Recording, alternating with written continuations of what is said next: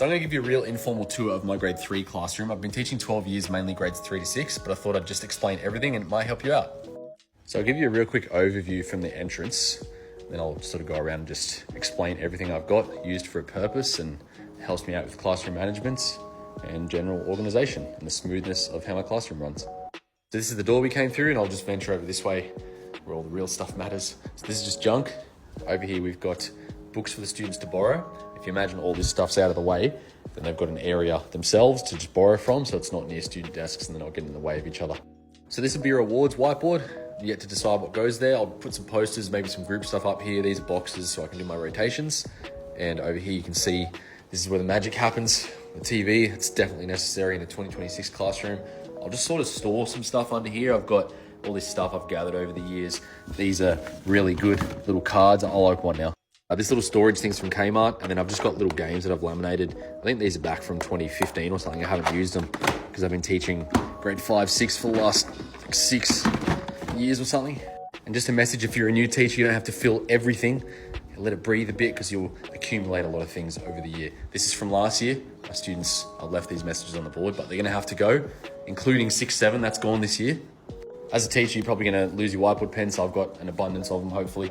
This is assessment stuff. So this is like a folder, a file thing where I put all their assessments in. This is an assessment drawer, which I don't think I've emptied from last year, but I just put all their stuff in and then it's all filed, ready to go. This is a little tray I've got for my daily schedule. So I don't know where I'll put it. I'll probably just put it up here somewhere because it's magnetic. So I'll venture over to the teacher desk area. This is the perspective of what it looks like. Nice view of the classroom. I can see all the kids and what's going on. I like to be opposite the entrance so I can also see outside. When the kids coming in and transitions, I've got nice floor space.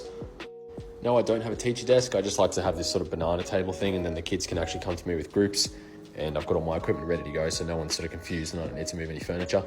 So over here, we've got a big term planner I haven't updated, a few drawers with bits and pieces for me. This is just stuff I need that's accessible, like certificates and whatever, sick bay notes just behind me if a kid asks me. I've got my hoop, I've got to do one. Got some spare stationery here. And then under here, I got this teacher toolbox thing. I think I got it from Bunnings years ago, but it's just got stuff that I need. So it's all organized and ready to go. Stamps collection, sticky notes. These are all bits and pieces that you'll find you need over the years as a teacher. A little bin. I haven't sorted over here yet, but this is going to be group stuff and photocopying. The reason I have group stuff here is because it's right next to my teacher desk. So I can just run rotations and just grab what I need. It's always there. Chocolates. Photocopying. So I can just work from my desk and get it when I need. Got my little shrine here of things I've gathered over the years from the kids. Some more photocopying, and rotation stuff, and just my laminator. So again, this is what it sort of looks like from the kids' desks, but if you just imagine this is all my stuff, ready to go, assessment, photocopying, groups, and it's just all stationery, it's all there. So over here is just stuff. I don't know what to do with it, but this is where I'm gonna keep if it wants to open, this is where I'm gonna keep the spare student stationery and books and all that. So I can go there. This will be just games for those times where it's wet lunch or something like that.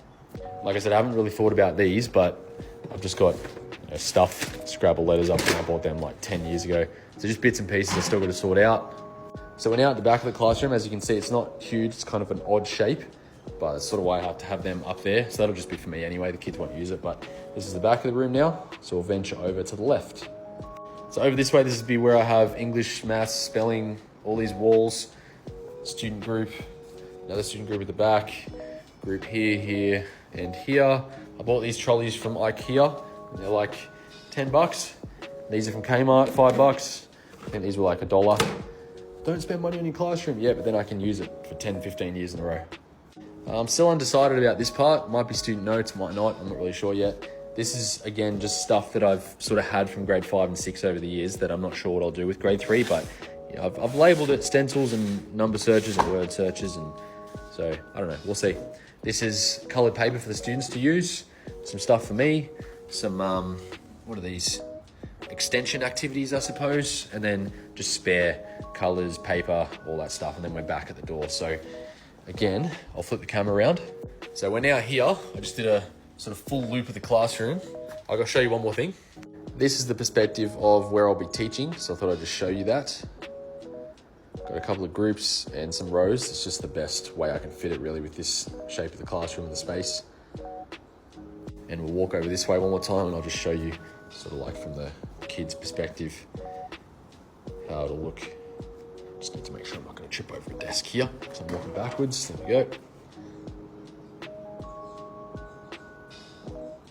So I'll exit over this way, and at the entrance of the door, I've got a late slips box because when students come to me and say, where do I put my late slips, and I'm in the middle of teaching or whatever, sometimes it's a bit annoying. So I'm just going to teach them that they just pop it in here.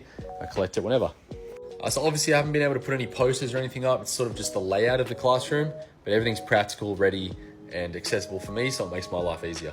My main recommendation would be to get some storage solutions for your photocopying and bits and pieces, because you can get assessments and stuff everywhere over the year, and having a messy desk contributes to your headspace and just not being able to think. Other than that, if you have any questions, please feel free to let me know. I'll be in here every day, obviously, so I can try to record when I can.